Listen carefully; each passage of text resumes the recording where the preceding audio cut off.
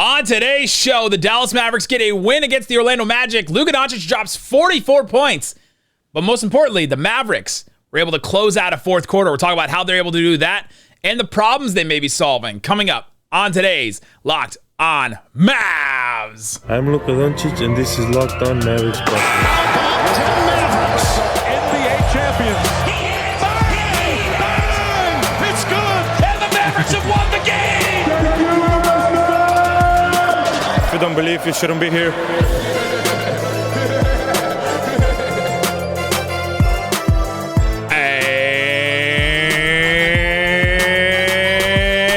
Welcome. You're locked on to the Dallas Mavericks. My name is Nick Angstadt, media member and NBA channel manager for the Locked On Podcast Network.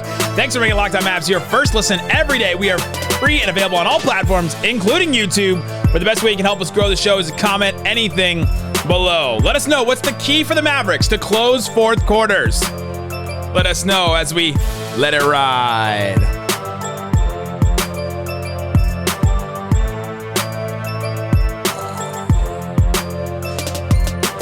Today's episode is brought to you by BetOnline. BetOnline is you cover the season with more props, odds, and lines than ever before. BetOnline, where the game starts. And joining me, as always, my co-host, writer, and contributor at Mavs.com, the Marvel Maverick, the One More Thing King. What you got for me, Hulk Hands Isaac? Oh, smash. How pissed would people be if I just did the whole pod with this mask on? The audio listeners are so confused. We dressed up for Halloween. Isaac has the Hulk mask on, the Hulk hands. And yeah, you could hear Isaac behind the mask. He's the man behind the mask. I've got Captain America on, and I have the Thor hammer, I guess. So I guess I'm Endgame Cap is what I am today. And the Mavericks in their Endgame finally come out with a win in the fourth quarter. So we'll be breaking that down today. Talking about Luka Doncic going off for 44. Another crazy Luka Doncic game as Isaac adjusts his wardrobe situation. Luka is so good. 44 points on 70% true shooting, which is just an incredible feat. 17 of 26 from the field. He hit 8 of his 14 free throws. If he had hit more of his free throws, he probably would have easily had 50 points, right? I was waiting for that. He hit his free throws. I mean, he would have had a 50. Hit your free throws. You'd have a 50 burger. He was even asked after the game about the load that he has right now. And, I think this is one of the storylines for the Mavericks so far at the beginning of this young season, 5 games through, is this sustainable? Is this offensive load that he's carrying right now, is it sustainable? But it's also, and we've talked about it on the spot, especially after the Pelicans game, especially after the game the other day, is the Friday night game. It's like, it's also what defenses are choosing to do right now. Yes. Like this is, going into the season. I mean, we know how good Luka is, but it's like Isaac just resting his chin on the Hulk hands right now is giving me life. Teams have to, this is a broken record here. Teams have to choose with Luka and the Mavs. You either try to take Luka out and dare the other guys to beat you, or you take the other guys out and say, Luka, you can score your 35 to 40 a game. And right now, that's what the other teams are doing. Like, they're saying, hey, go, Luka, we don't care. Score your buckets. And that's what Jamal Mosley is doing tonight, not bringing a double in the post. That's what Willie Green was doing through Orleans against Najee Marshall, not bringing a double. Because they're saying, we don't want to get the other shooters going. We don't want them to feel comfortable. So, Luka, get your 35.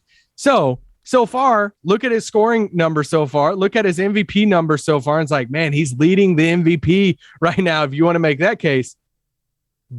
But could it come at the cost of, wins later on? Like, so right now they won the game tonight, but it's definitely something I'm watching is how many of these teams are going to take this approach by saying, Luka, you can have your 35. The other thing about what Luka's doing right now is that, yeah, he can get that 35. He's shooting 22% from three, taking almost 9 a game.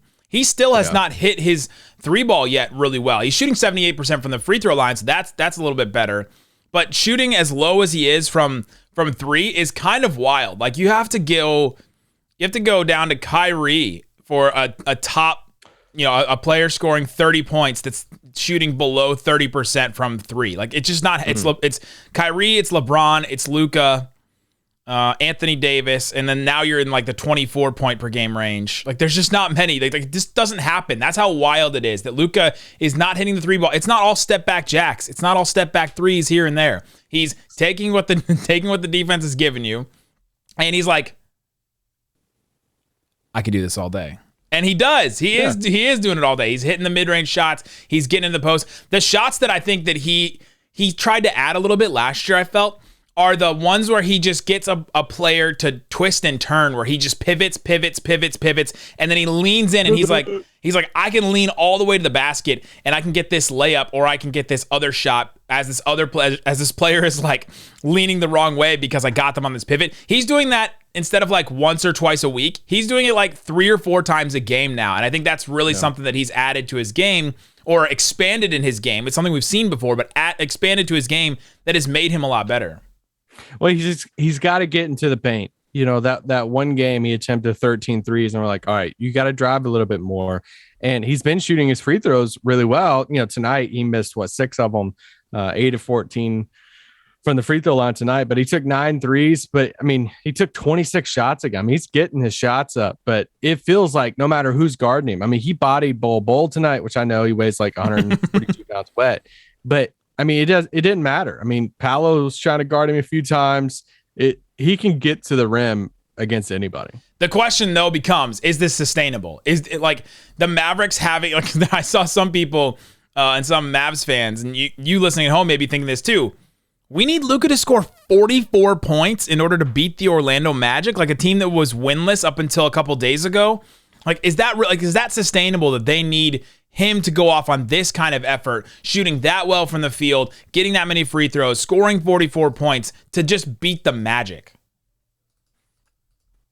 I mean, he says, you know, he was asked about a post game, and Luka said, hey, like, I don't feel like I have to score 30, but that's just what the defense was giving me tonight. They weren't bringing the double. And, you know, he's saying, and along with a lot of other people, it's like, hey, well, you know, at some point we're going to play a team that's going to do something different. They're going to try to double and say, hey, the other guys beat us. But so far, that's been the game plan for a lot of teams. And I wonder if that's going to be the game plan for a lot of teams this season against them, is saying, all right, stay home on the shooters. Just watch, you know, Dorian Finney-Smith, some of these first few games, how his defenders not helping off as much. You know, Reggie Bullock a little bit. He had some shots, you know, earlier in this game, Reggie did, but they're just staying home just a one step more, a little bit. It feels like this season so far. I mean, it's just 5 games in, but still, it's something I'm noticing. And that's all the space Luka needs. Like, if somebody else comes over and helps, he's chucking it over, right? It's not like Luka is. It's like, let's be clear on this. He's not being a ball hog. He's taking what the defense is giving, right? And he's really giving it back. He's really giving it back to him so far at the beginning of the season. Still leading the NBA in scoring, 36.7 points a game through 6 games. Now for Luka Doncic, just an incredible number. And the only way I would criticize it is if he gets over the 10 threes a game and he's starting to settle. He's getting, because that's what happened a little bit against the Pelicans, where, you know, the bigs got switched off on him, and it's like, ooh, mismatch, clear out. Let me take a step back 3. And it's like, that's the only way it can get ball hoggish, because even if somebody, what? He's getting ball hoggy him. Like, just a little ball hugging, but because ball hogness. That's the thing, to where even if they're not bringing the double, Luka can still get into the paint and draw. Like, they're naturally gonna help off to prevent a layup if he can get to the paint. So he can still do that. It's just the step back 3s off the switches with bigs. That's the only time I'm like, okay, it goes in. That's awesome. But because you still got to try to get the other guys involved. It's that balance of keep them in rhythm, keep them confident. Did you say it has to be balanced like all things should be? Oh my gosh. Do an ad read. Do this now. Coming up, let's get into how the Mavericks won this game, because they did close a fourth quarter. They've had leads in every single fourth quarter this season so far. They've lost 3 of those games. They found a way to win this one. How, Sway? We'll talk about that coming up. But before we do, let me tell you about BetOnline. It's the best place to check out the odds and lines inside and outside of sports. Let's check out the lines tomorrow. All right. The Brooklyn Nets are playing at home against the Indiana Pacers on Monday night, Halloween. Isaac, what's the spread? Let's say Nets. Nets favored by 6.5. 8.5. That one surprised me. I don't know if I'm favoring the Nets by 8.5 points, but I bet Didn't they just lose to the Pacers? But I bet the money are. Yeah, they did actually. So they're hoping for a revenge game, I guess. The Bucks at home against the Pistons on Halloween. Ooh, I like the Pistons. I'm gonna say 9.5. I was gonna say BetOnline does not like the Pistons. 13. Bucks favored by 13, so you can get those odds and more. Go check it out. It's BetOnline, where the game starts. All right, Hulk Isaac Harris, let's get into the Dallas Mavericks win against the Orlando Magic. This is how they came down to win. Mavericks win 114-105. And this was a game where you just felt like, okay, just win. Just go on a run, find something that works, and just keep going on it. Because the Magic had the lead for essentially the entire first half. They built up to an 11-point lead towards the middle of the second quarter. And then the Mavericks were able to go on a run late in the second quarter when Luka came back in, and it was tied at halftime. And then the third quarter came, and you're like, here go third quarter Mavs again. They were just waffling back and forth. And then that fourth quarter lineup that we've seen really great success from so far in the last couple of games with Dinwiddie, Tim Hardaway Jr., Josh Green, Maxey, and Christian Wood. That lineup came in, gave them the lead, and then the Mavericks just held that lead. Not incredibly tightly, but they held it enough till the end of the game. Yeah, and, I want to credit, it's weird because Dinwiddie didn't have, the best overall game when it comes to, shooting stuff. He was 0 for 4 3-pointer. But once again, it was in that second half that he became aggressive. And it's like they have to have Dinwiddie getting to the bucket, because it's like you start looking across. I'm sure we'll talk about Christian Wood in a little bit, but Tim Hardaway is huge in this game off the bench. Yeah. But they got to have some sort of offense outside of Luka, and that's what Jason Kidd was talking about the other night. And who's it going to be? Is it going to be Tim? Is it going to be Dinwiddie? Is it going to be Christian Wood? It could alternate some nights, but it's when Dinwiddie is putting his head down and getting to the basket, it feels like he can do that all the time. That's the best version of him. When he's just trying to set people up, that's when I get worried about him on the floor. You could tell out of halftime that Jason Kidd looked at this team and said, listen, everyone, listen, Hardy, stop dancing around. Listen to me. Luka can't take 36 shots in this game. He's at 18 at halftime right now. Luka cannot just take this many shots. Plus, he's already gone to the free throw line 8 times, right? Like he has an incredible load on him right now on the offensive end. Dinwiddie, Spencer, put down the Bitcoin. Put the Bitcoin down, Spencer. Go to the basket. And he did. You could just tell he came out aggressive. He scored a couple of buckets early in the third quarter. He came out and he was just going for it. And that's what they need. They just need him to take over in moments. It's what we've been talking about the last couple of games, is that they need someone else to step up, and it has to be Dinwiddie right now because because I just chucked his Hulk hands. Sorry, I can't. Because Dinwiddie's the one that can get his offense like the simplest path to it, right? You don't have to run stuff for him. You don't have to try and throw an entry pass like the Mavericks apparently can't throw for Christian Wood. Like, you don't need to do that stuff. Dinwiddie can just take the ball from the outlet and then and go for it. And I thought he came out aggressive, and I thought it was good. It set a tone, and the Mavericks didn't end up getting that real big run until the fourth quarter. But Dinwiddie was part of that, and you could tell that early on had fueled that run. Yeah. I also want to push back on something real quick, and I didn't say this on Twitter because somebody would be like, oh, anti-Christian Wood. It's not just entry passes. It's also where he tries to get position. And that was where a Christian little bit Wood tries to get position. Yes, and because I tweeted about it, I'm getting KP flashbacks about him getting the ball out by the 3-point line or far away from the basket. And it's like, hold your ground. Like, he's a little skinnier, not as much as Porzingis, but get your position, pin your guy down, and then they try to get the ball to you instead of something. I know he can handle the ball better than KP for sure. Yep. But Christian Wood catching the ball, it feels like 90% of the time out on the 3-point line in the corner, corner threes are like we're just gonna drive from there. That's tough. And it's either Christian Wood step back, which he's been shooting. He shoots the ball well, really well, Or he's like trying to put the ball down the floor, which he's not bad at, but that's just not ideal. Get your 6'10", 6'11" guy on the, like, in the at least mid post or at least the elbow, and then say go to work instead of so far away. And you've seen in these last couple of games with Christian Wood that put the ball on the ground doesn't work against teams like the Thunder or the Magic, who all of their players are like 6'6", 6'8". Nobody that started tonight in this game was shorter than 6'6". And they're all like that, and they all can move, right? Because they've all been drafting these guys the last couple, like 2 or 3 years, and they're all these prototypical athlete-type players that are the best at what they do athletically. And so you can't just take advantage of some of your mismatches the way Christian Wood has done against some of the other teams we've seen this year in these last 2 games. And so they need to find different ways to get to him. He also has to find different ways to get open. That's still a relationship they're still trying to figure out, I think, at this point. But is that safe to say? That is the safest thing that I think I will say on this podcast. I'm in my Captain America garb, so I'm hedging a little bit here.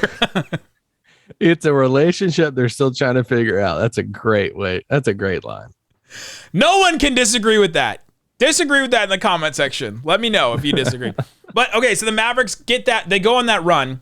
Dinwiddie, Tim Hardaway Jr., and Maxey and Christian Wood. Paolo gets his 5th foul like early in the quarter. Christian Wood then like actually scores on a good take, I thought, against Franz Wagner. Tim Hardaway Jr. hits a no, yes 3 in transition. That was just a perfect Tim Hardaway Jr. 3.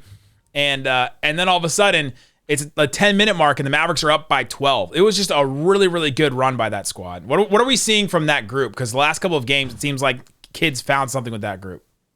Well, you're basically taking your 3 best offensive players outside of Luka and saying, all right, you got to be on the floor. So right, we'll throw Maxey out there for some defense and maybe some spacing, and we'll throw Josh Green for just like hustle and chaos and everything. Yes.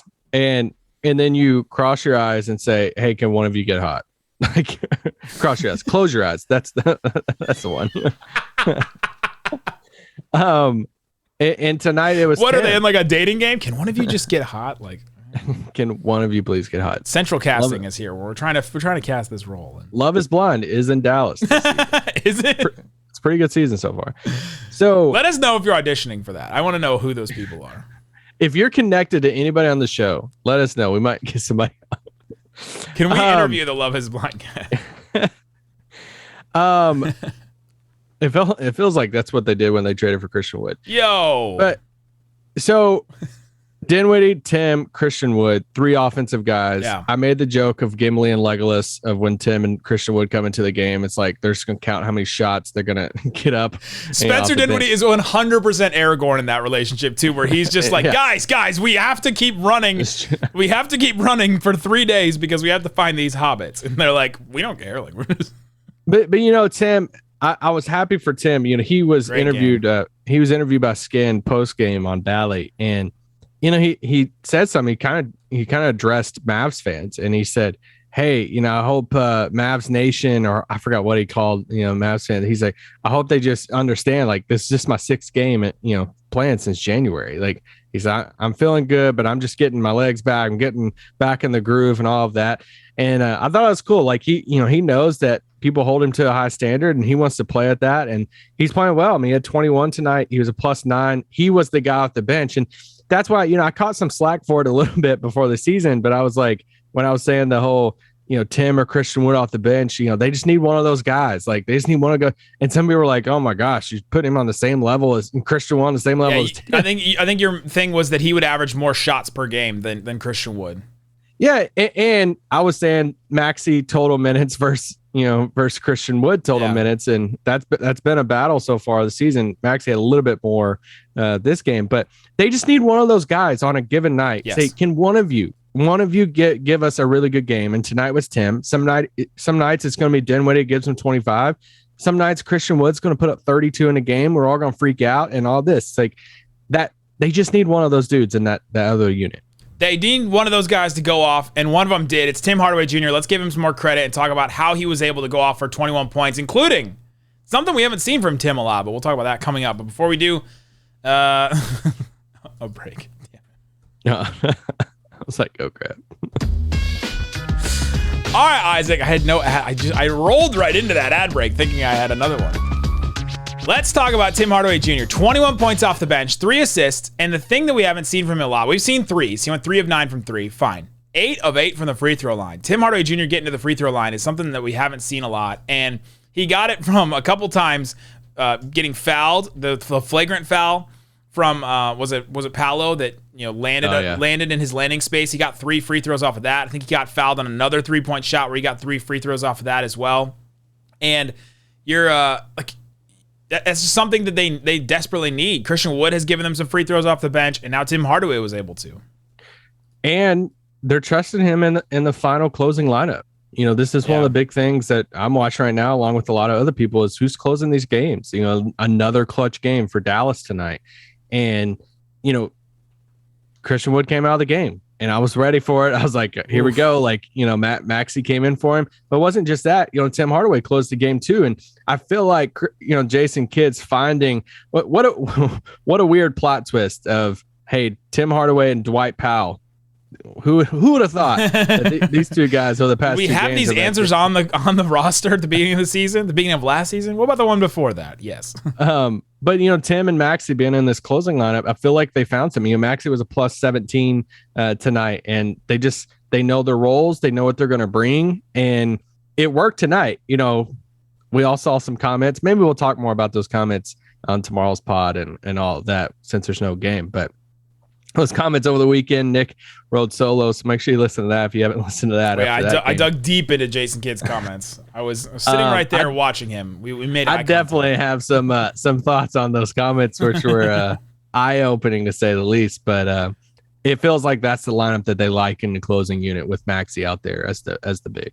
Yeah, and it just seemed like in this game they decided to go with that closing lineup because Tim was hot and because Maxey was able to guard some of and switch onto the Palos, the Wendell Carter Juniors, even the Bulls. Like they were scoring against the Mavericks, and like they didn't have a ton of success over like individually, but each of them could score on them. And I thought we saw a couple times where Christian Wood just couldn't stay with them or didn't know where to be or missed a rotation. And there was one play where either Kidd called a double team and on Paolo, and Luka and Christian Wood were over there on a double, and then Christian Wood's guy was wide open for 3. It was very strange. So I don't know if that was Jason Kidd telling him to go back or going to double. Kevon Harris hits the 3, who Christian Wood was on, and then Christian Wood's like, why did we just do that? So I don't know if that play individually was on Christian Wood, but it's a relationship. They're still trying to figure it out, but. You saw what was more effective in this game, and I thought Kidd made the right choice with that lineup at the end there. You just go with your hot hands, and I think overall you don't feel great about some of their answers on the roster in general, but in this specific game they went with the right one, and I thought they were able to hold their lead and hold their lead because they kept scoring. They just didn't play prevent offense, which they've been doing the last couple of games especially against the Suns and the what was the other game? They're just playing this prevent offense where they're like, all right, let's just hold the ball and 10 seconds to run off the clock, and we'll start at the 14-second mark or the 10-second mark. We'll start our action. You just can't do that in the NBA now. There's too many good players. Paolo's just going to keep scoring. Bol's going to hit a couple weird things. There's just going to be somebody who is it? Isaiah Joe's going to hit 3 threes. Something weird's going to happen if you play this prevent offense where all of a sudden your lead goes. Yeah, Damian Lee goes from 16 down to 10 down to 5, and then all of a sudden the other team has this new life in them where they feel like they can actually come back. And I felt like they didn't play prevent offense in this one. They really were, all right, let's keep pushing, let's keep driving. And the ball movement I thought was really good late. There was a couple of really good times when Luka was getting doubled, and this is when you finally saw the difference between the beginning of the game Luka and the end of the game Luka, where Luka was getting doubled late and he would just find the right pass, behind the back pass to Bullock or whoever, and then the rest of those Mavericks would kick it around. Luka didn't have all the assists late in the games. It was Dorian kicking it over. It was Tim Hardaway Jr. with a wide open pass to Maxey on a cross court. It was who's another one?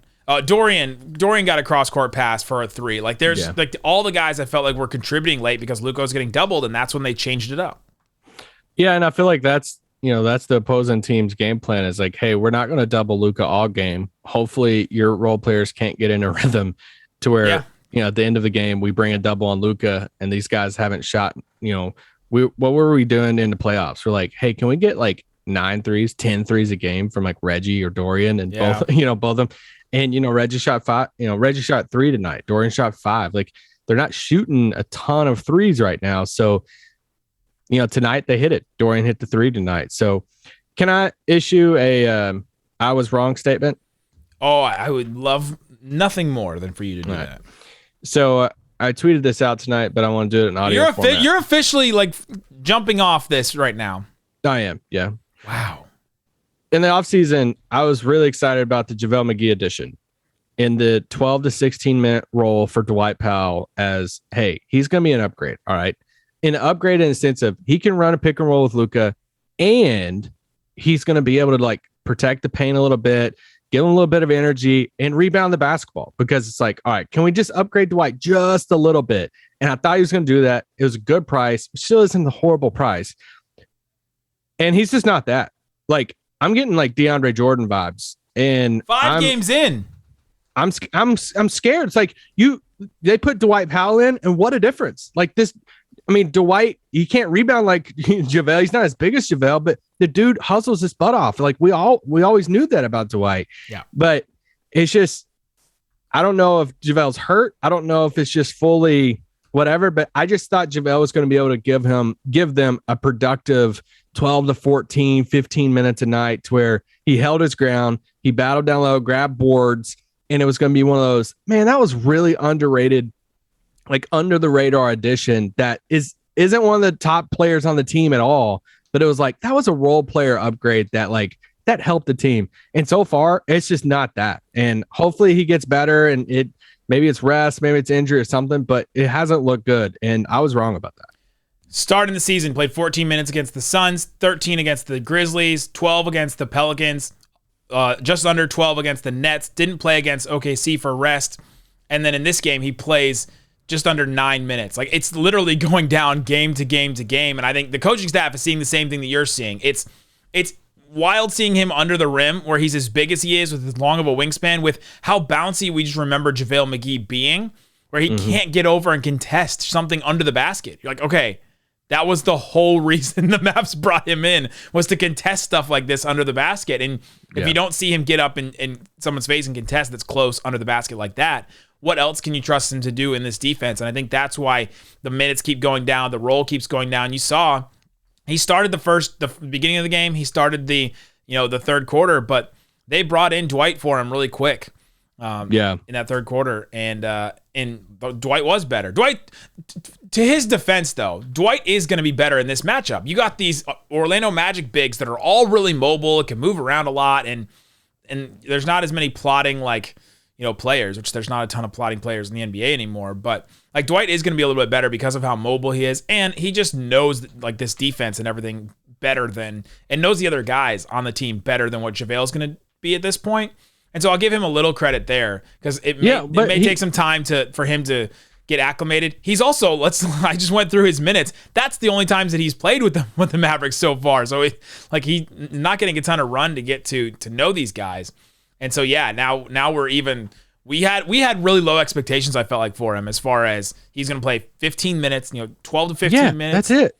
And be really effective in those minutes. And he's just not been effective in that amount of time, and his time is even dwindling from the coach's perspective. Yeah, and the big thing is he just looks slower. Yeah. Like that's he's not moving his feet. Like he can catch a lob from Luka on a pick and roll or something and like dunk it. Like, yeah, he can still do that, but it's like off, the drop coverage stuff. It's, around the basket, like his feet just look slower. That's why I was joking about the DeAndre Jordan stuff of like in Dallas. It's not far off though.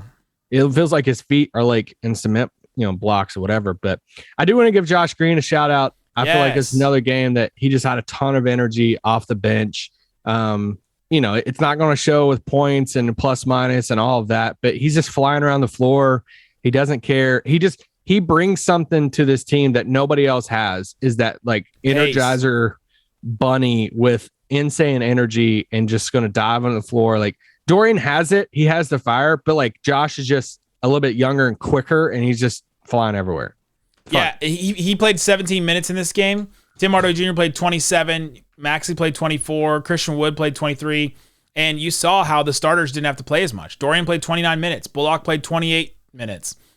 Dinwiddie played 31. So you saw that their minutes were a little bit lower because of how effective Josh Green was. And I think that game against the Thunder was like the first game we saw him like, all right, he really came out. He was really great in that run in the fourth quarter, and now he's building on that a little bit. He made 2 threes tonight. Only one of them is going to be in the box score, but there was a one that he hit right before right after a whistle was blown, and you're like, yeah, the shot's looking pretty good from him so far. Anything else from the game? I want to save Christian Wood talk for tomorrow. Keith Grant was honored. I was going to end with that too. Was honored at halftime.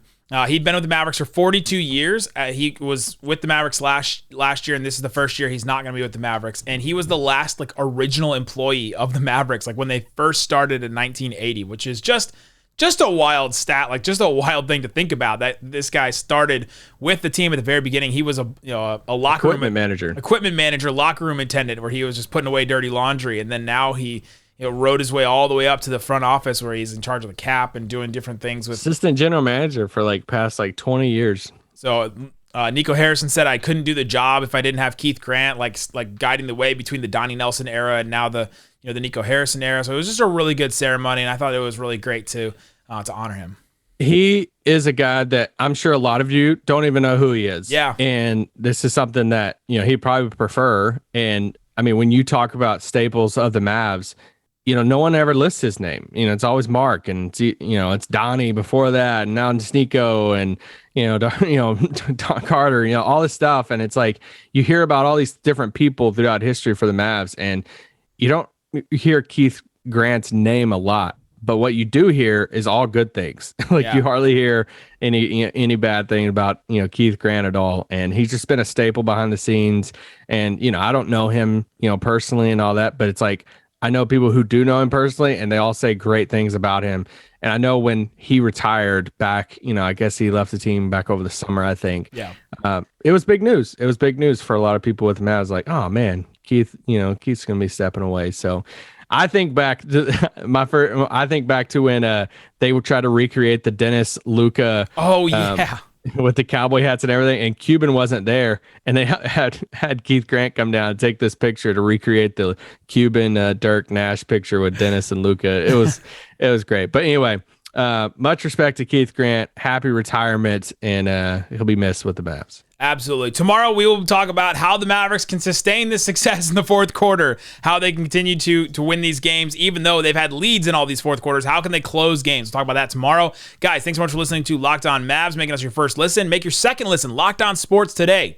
Great show covering all the sports, interviews from us, the local experts covering our teams across the entire sports landscape of the NBA, NFL, MLB, all kinds of stuff. Go check it out. Guys, thanks so much for listening to Locked On Mavs.